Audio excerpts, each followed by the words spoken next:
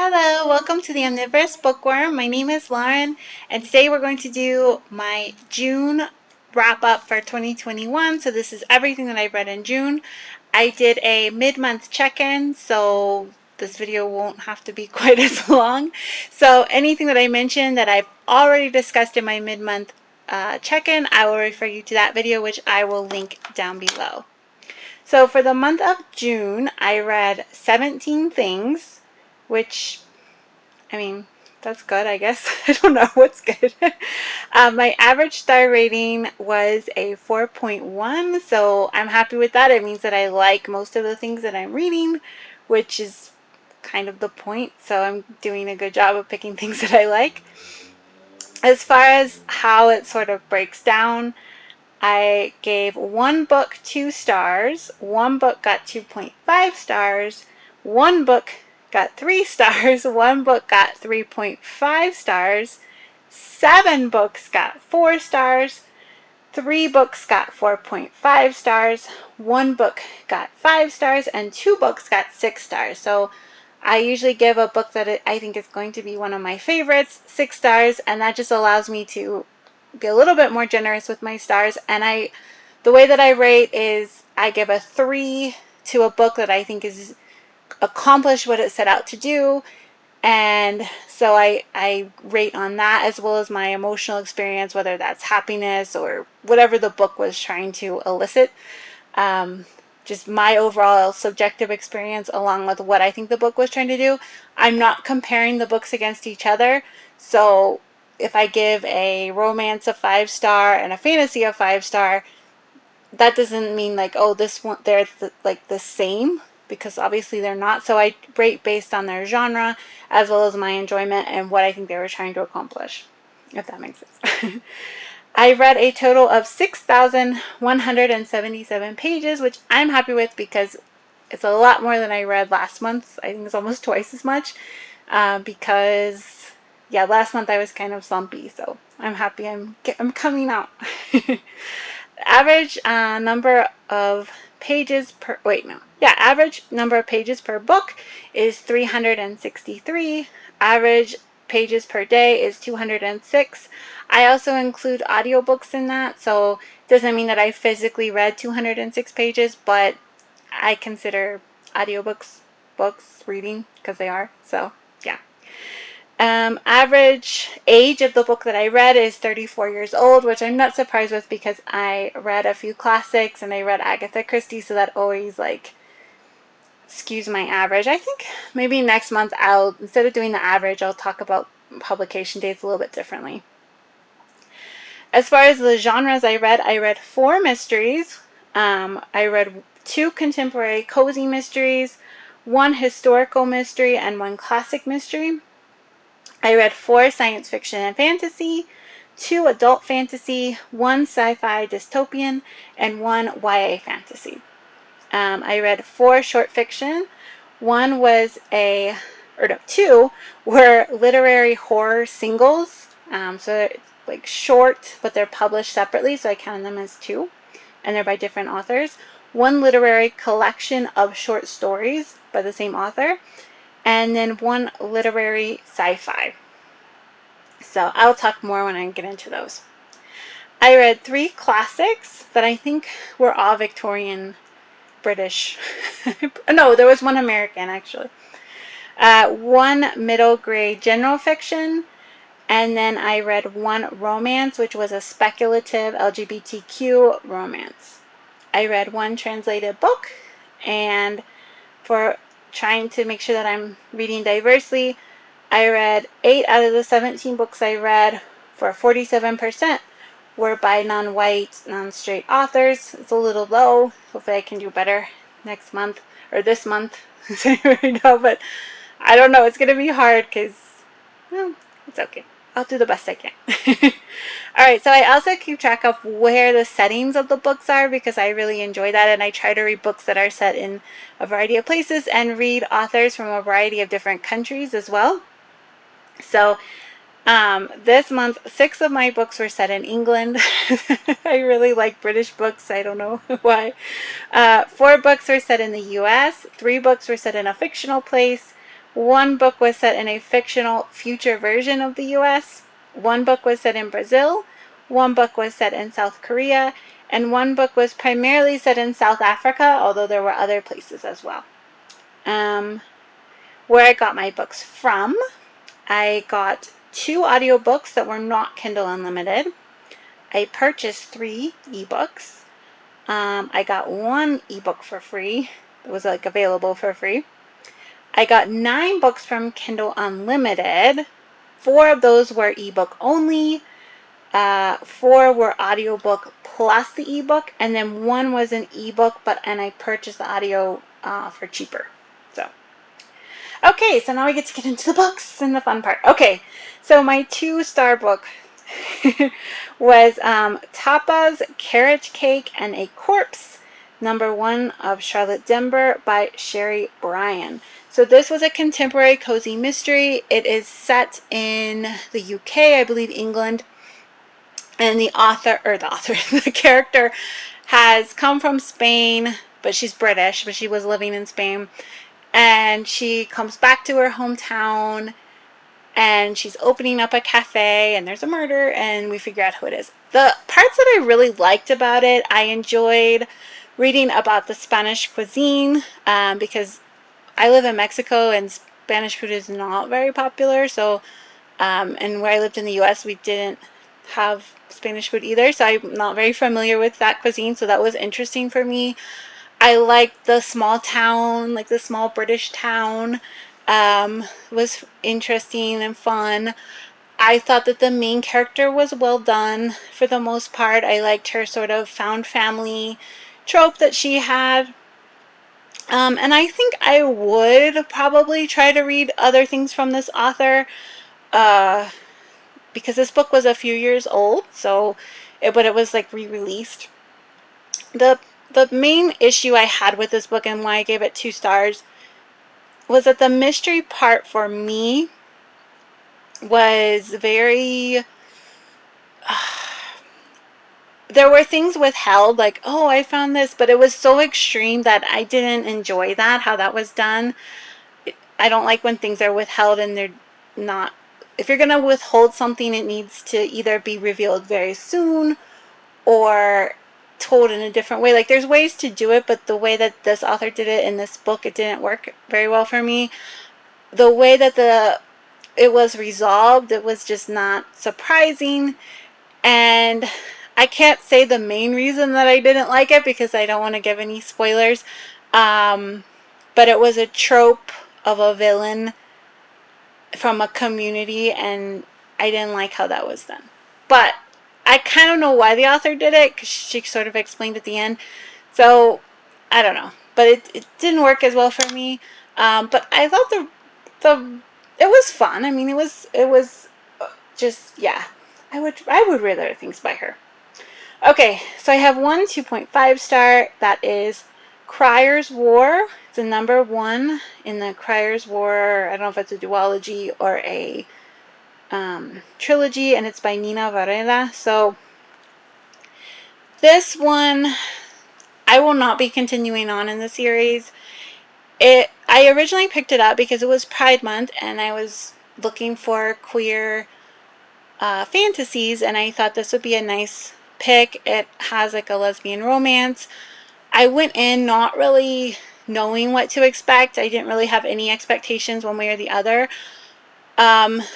It centers on this world where we have these people, like we have regular humans, and then we have these like organic machines that are made from magic, and they need this special stone to keep them alive, and they're like automatons, but like fantasy automatons basically.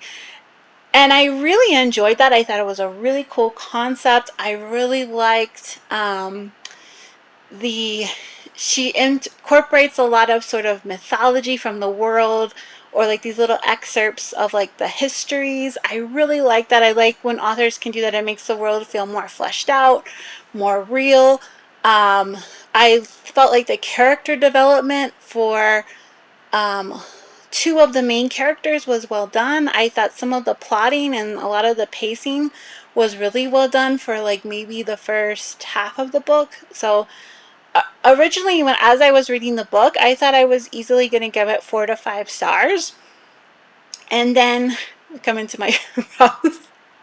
So I liked that it was a lesbian romance, but the romance itself just did not work for me. There's a huge power imbalance between the two characters that are supposed to be in love, which can work if you sort of do different things, but none of these things were done. It was a hate to love, kind of, but I never understood how we got to the love part. Like, it never seemed like we got there. So that was a kind of a problem. The other issue I had was the world seemed very generic fantasy to me. It was like we have this, like, insert generic fantasy world, and then we're going to layer the automatons on top of it. That's what it felt like to me. And I tend to not like that as well. Yeah, just like sort of the, and it didn't seem clear where the technology stopped and where the magic began. And there seemed to be certain technology, for example, like sort of security things, or like they could do certain things with magic, and then other things like they're still using candles everywhere. And I just didn't, it didn't seem to always make sense why we have technology in certain places and why we don't, and it was never really explained. It just seemed like, well, that's what we do in a fantasy world. That's how it came across to me. It was like, okay, we're going to insert medieval generic fantasy world, and then all of these things go with that, and then we're going to put this on top. So that's why it felt like that to me. Also, I liked that we had this sort of automaton in a fantasy world, which we normally see in sci-fi, but nothing was really done with it different or special. It was just, you know, it was fine. It was generic. But the thing, besides the romance, which it was kind of, whenever you have romances where there's such a power imbalance, or somebody's like a servant to some, it's just kind of creepy, and I don't enjoy that as much, unless, like I said, you really have to work to make that seem like an okay thing to be happening. um, but the book ended. I'm not going to give any spoilers, but I kind of a spoiler, but I don't think so. We are getting to the climax, and there's no climax. It just ends. Like, and I did not like that. I feel like it's such a cop out. It's like you're not ending the book. You're not, and it also irritated me because the first book is free on Kindle Unlimited, and then the second book was like $9.99. So it's like, oh, so you're just trying to get us, make us buy the second book. Like, I don't know. It just, obviously you want people to buy your second book, and I'm not saying there's anything wrong with that, but it just felt kind of like a cheap sort of like, oh, we'll give you this for free, but like we're not going to end the book. That's how it felt. And I'm not like blaming the author for that or anything like that, and maybe that's how they wanted, you know, to end, you know, the second book. I don't know how that worked. This was also a debut novel, so while I won't be finishing this duology, I would read other things by this author in the future, because I did like the writing, and I like some of how things were done. So I would still be open to reading things by them. It just, this particular one just did not work for me. And I think sometimes it almost feels worse when you're really enjoying the book and then things start happening that you really don't like. Whereas like maybe from, if it was like more from the beginning, if it was like a mediocre book, it wouldn't bother you as much. So that's kind of where I'm coming from too, and I recognize that. So all right, so as far as 3-star books, I have one. This was a short story in the Disorder collection on Amazon. It was number 2. It's called Loam by Scott Heim, or Heim. I'm not sure how you say that. It's a short story. I don't have a lot to say about it. It was fine. We have triplets who are grown up, and all of the Disorder books are, they always, like, it's something strange. It's something like this I would call literary horror, because it's not scary, because I'm a baby when it comes to that, so it's really not scary. But it's sort of more psychological horror, or like things are happening, but there's no jump scares, nothing like that. But it is a really scary, like, background of what's happening. This could be upsetting for some people. So if you're interested in reading it, I would like check out. It does have like a lot actually, like mentions of past trauma that people have had. I don't remember going into a lot of detail about that, but it is mentioned. And it's these three triplets who have grown up. They're returning to their hometown for their dad's funeral, and they're remembering sort of different things that have happened, and then there's some horror elements thrown in. I can't really talk a lot about it without giving away because it is a short story. Or it's not short. I don't know if it would be considered a novelette or novella. I'm not sure. It's a little, I think it was like 90 pages or 60 pages. I don't remember. And it worked. Like a lot of it was working for me, but it didn't really come together at the end very well. Like it was fine. Like at the end I was like, that was interesting. Like it, yeah. So I gave it 3 stars. Alright, for 3.5 stars, I read The Black Tides of Heaven. The Black Tides of Heaven. What did I say? The Black Tides of Heaven, the #1 in the Tensorate series by Neon Yang. And this author is Singaporean, and they are non-binary. There were a lot of things that I liked about this book. I liked the world a lot. I thought it was a really cool concept. So in this world, people pick their gender, and you can pick your gender at any age. So some people might pick their gender really young. Some people will pick their gender like later on. If you don't pick your gender, then you would remain non-binary. As soon as you choose your gender, then there's, I think, like magic sort of spirits, or I don't remember exactly how it happens in the book, but you start getting your secondary sex characteristics after you've picked your gender. And I just thought that was a really cool concept. It's sort of set in like a fantasy sort of, it reminded me of like fantasy China I mean, obviously it's different because it's fantasy, but that sort of setup.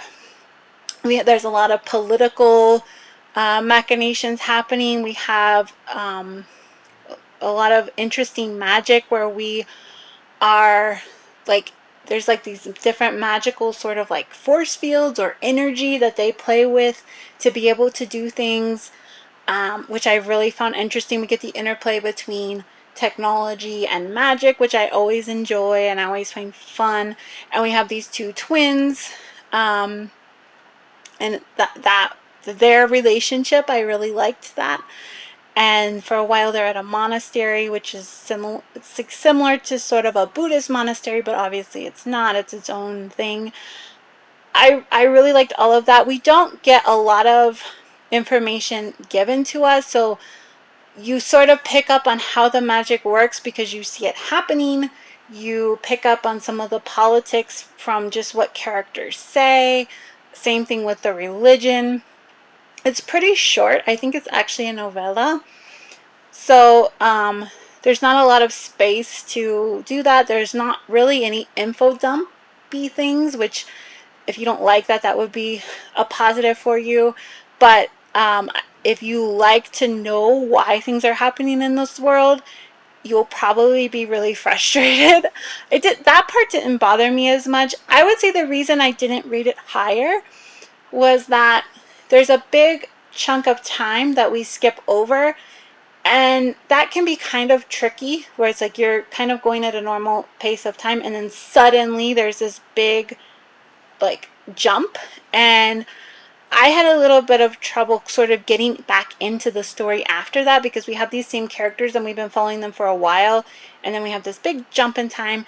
The other thing that I really had problems with, and this is a personal thing, other people might not have this issue, well, I guess 2 things. One was I felt like there was so much happening in a short book that this book either needed to be much longer or we needed to sort of have less things happening, especially with how the style of how it was written.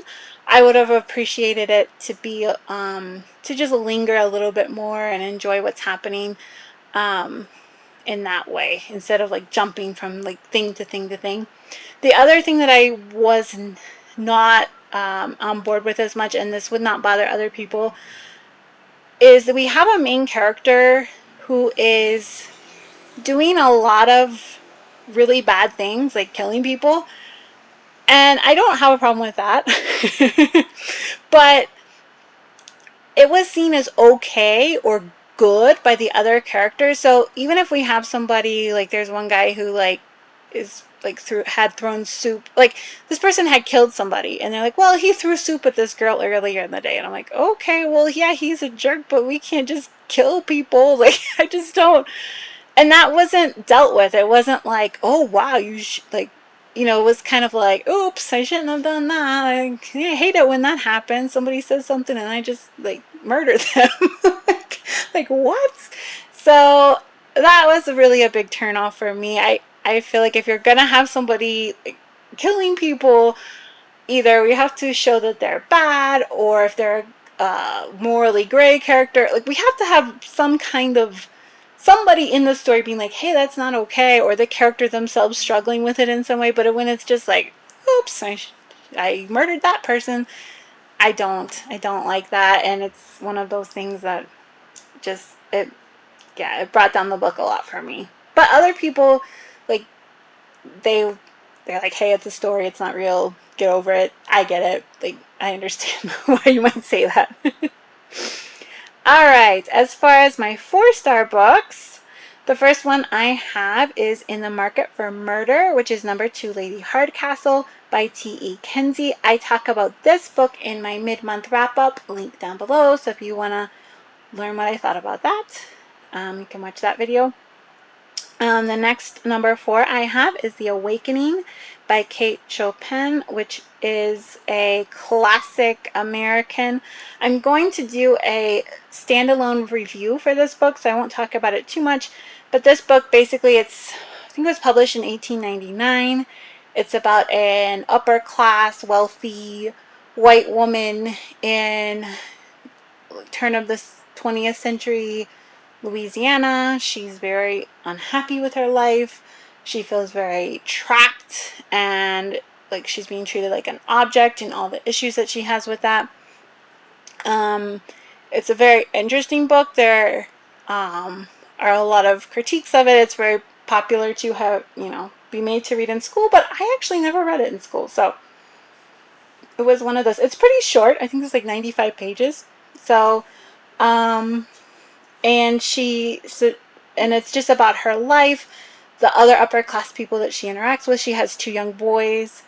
I think in the book she's like in her late 20s, so she's pretty young, but she's settled in her life. So she's at that age where it's like your life is set up for you, at least for her.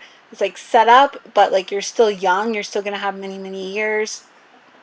And yeah, and her husband is kind of a jerk, but not like a horrible jerk. So it's very interesting. And it's also set in an unusual place because it's set in Louisiana. So it shows a lot of the French culture that they have there, and some of the Mexican people that they have at that time. And one of the characters goes to Mexico. So I'm going to talk about all of that in my standalone review. So that will be out shortly. Or maybe it'll be out first. I don't know. I don't think so. Alright, my next 4-star review I have is Speechless by Kate Darbishire. This is my middle grade book about a girl who has cerebral palsy. I talked about this review, or this book, in my mid-month check-in. So if you would like to know more about that book, you can check out the video down below. The next 4-star I have is The Best Girls, Disorder 1 by Min Jin Lee. This is another short story in the Disorder collection from Amazon. Singles. I talk about this book in my mid-month wrap-up as well, so go check out that. The next 4-star book I have is Just Shoot Me Dead, Lucy Fong Mystery Number 1 by Anne R. Tan. So this one is a contemporary cozy mystery. I have read... There's another series by Anton that I read, which is the Reina Sun, and I read the first 2 in that one. I like those. They were fine. This is sort of in the same world, like it's the same family, but we just have one character that's in common mostly. And I actually enjoyed this more than the Rain of Sun mysteries. I liked Lucy Fong. She's got like a lot of sort of anxiety that she's dealing with. She has a lot of family history issues. She's half Chinese and half Caucasian, and she lives in the US, like out in San Francisco, and then she goes to a small town outside of San Francisco. And you get into sort of the family dynamics, and I enjoy cozy mysteries that has a lighthearted tone, but we get into some more serious issues. I mean, it doesn't have to be very serious, but I like it when an author can incorporate some of those things. And her sidekick is her grandma Popo, who is the same grandma who's in the Rain of Sun mystery. She's a very funny, very sort of a very energetic and very sarcastic, very, you know, that kind of grandma character, which I always enjoy. I think it's fun. I thought that the mystery was well done. It was fine. Like, it wasn't like, oh, amazing, but it was good. It was well done. And I just like the characters, which I feel like for me in a cozy mystery, I prefer that the characters are well drawn even more than the mystery part. As long as the mystery isn't completely like sidelined or handled very poorly, it's not a it's not a you know book killer for me if the mystery isn't quite as surprising as I'd hoped. So, all right, number 6 is Ungirls. Wait, no, yeah, number 6 of my 4 stars. I'm sorry, by Lauren Beukes. This is number 3 in the Disorder series. So it's also a short story, although I think it's a little bit longer. It takes place in South Africa mostly, and it does jump around with different characters in different places. This book is it's like a sci-fi horror literary kind of.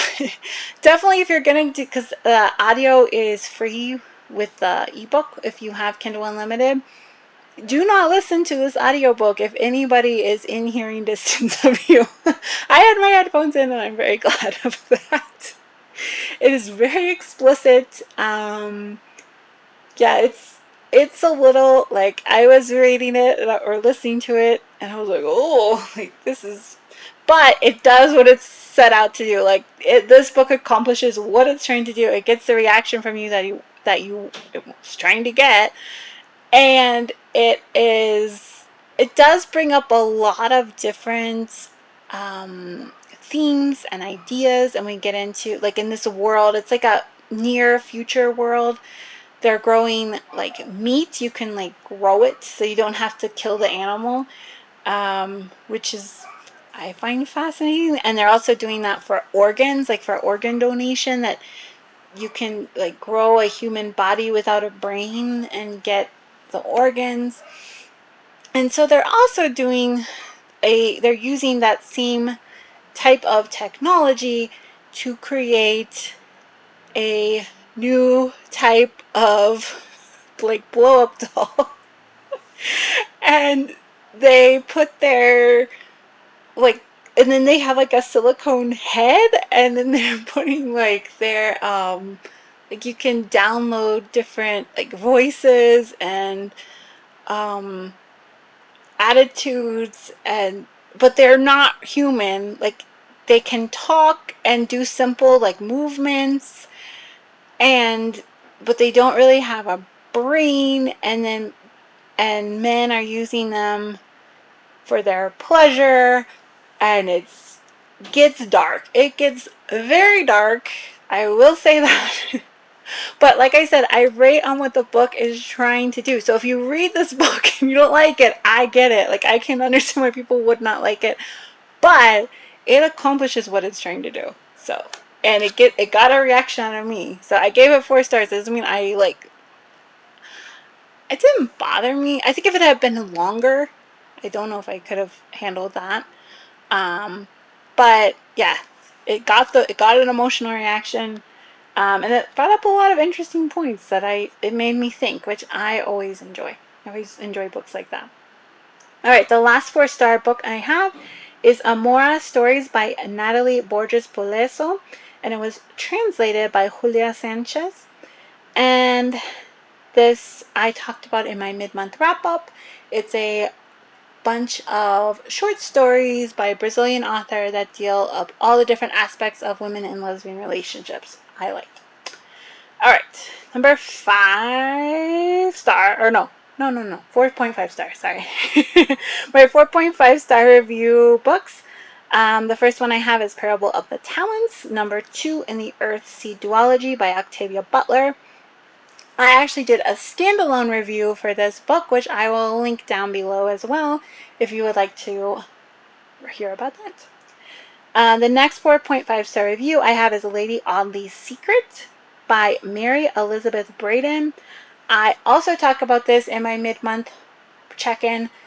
It's a Victorian classic. I will link that down below so you can check it out. And then my last 4.5 star book that I have is Good Enough to Eat, number 1 in the Vampire Diet by Alison Gray and Jay. So this is a romance, speculative lesbian romance, and I was not sure how I was going to feel about this book. I was not sure if it was going to be too over the top for me or if it was going to work, but I really liked it. I was really surprised actually how much I did enjoy it. I thought I would like it, but it was one of those books like, I'm not sure how this is going to go. So the premise is we have a vampire who goes to AA because she does not want to drink people's blood anymore. So they're not like actually killing the people, or they're trying, like usually they don't, but they'll like suck people's blood and then make them forget about it. But then sometimes accidentally, like the vampires will kill somebody, and most of the vampires don't care because they don't see humans as like important or anything, but this particular vampire does, and she goes to AA and she meets her sponsor, and it's really, there's so many things about this book that if you had explained to me what this book was before I read it, I might not have wanted to read it. So I'm almost like I don't want to like say a lot about it because I'm afraid like if I say something people will be like, oh, I don't like that. I don't normally like vampire books. I was more intrigued by the premise of like a vampire going to AA. I thought that was really interesting. But a lot of the problems that I do have with vampires, this book sort of solves them or overcomes them, especially in the relationship context, which I was surprised because that has never happened before.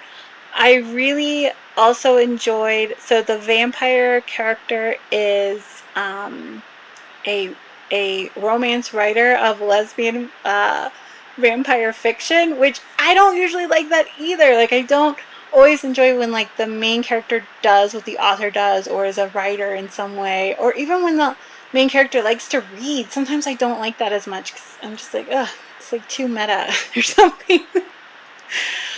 But the way that they did it, it was actually really cute and I liked it. And it got into some sort of serious subjects without going too dark. And it walked that line of like not being too campy, but also not taking itself too seriously, which is really hard to do. And it did the romance well as well. So this, as far as the sort of heat level, it's not very hot. The bedroom door is like a little open. It's open, but it's not like, I don't enjoy when it's like every chapter we just have them like they didn't do that. And it is a slow burn romance. I felt like they did well in sort of that the characters know that they shouldn't get together, but it makes sense of why they do, so not making it too quick or too like, oh, I don't care about ethics, we're just going to do this. But then we still have character growth and we still have some things. I really enjoyed it. I was surprised how much I really enjoyed it. So I liked it a lot. I will continue in the series and probably read other books by this author or authors. And yeah, I had the only issues I had, I can't really get into because I don't want to do any spoilers, was with some of the world with the other main character who was not the vampire. Some of that I was a little like, I don't know. But I understand kind of why they did it, and it fixed a lot of the problems that I have with vampire stories and relationships in general. So yeah, I can't complain too much. So I give it 4.5 stars. So I really liked it. Alright, for my 5-star books, I only have one of those, which is Empire of Sand. It's the number 1 in the books of Ampa by Tasha Suri. I talked about this in my mid-month check-in, so if you would like to hear about that book, go down below. Alright, I had 2 6-star books this week, this month. The first one was The Small House at Allington by Anthony Trollope. I did a standalone review for this book. It is number 5 in the Barsetshire. I really liked it. It's my favorite. Obviously, I gave it 6 stars, so yeah, I liked it. So I will link that standalone review down below as well. And my other 6-star book that I have is The Crooked House by Agatha Christie.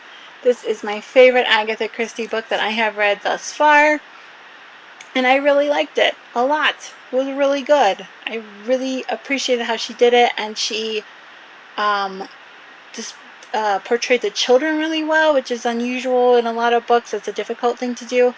And the concept, everything, how everything gets resolved, it's closed circle mystery, was really smart, really well done. I really liked it. It was surprising, great. And I think this was supposed to be one of the books that she had planned for a while and had wanted to write for a while, and was one of the books that she really liked. And you can definitely tell it's well, like the concept is well done, well thought out, and the ending is great. It's, yeah, I can't say anything else about it.